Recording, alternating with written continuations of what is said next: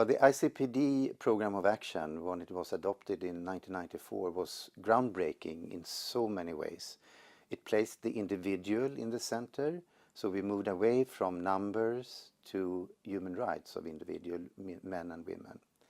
And especially for women, it was groundbreaking as it was acknowledged and recognized in many different ways that women should be able to decide on the number of children they wish to have, when they want to have children, if they want to have children. So their choices about reproductive health, sexual health was placed in focus. Questions around sexuality and reproductive health are often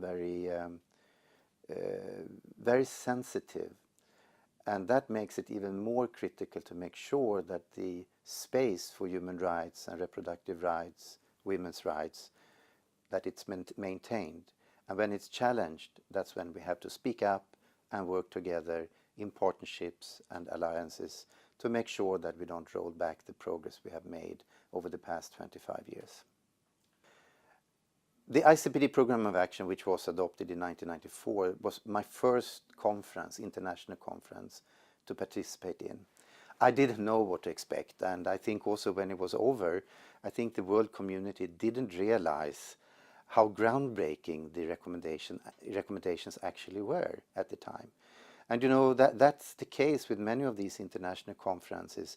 It's not until maybe 10, 15, or now 25 years after you realize how important it was for member states to agree on a framework on how to address population and development issues, sexual and reproductive health and reproductive rights. So of course for me personally, to have attended this important conference gives me much more engagement, much more energy to really make it happen, because I did a promise at the time when I was there.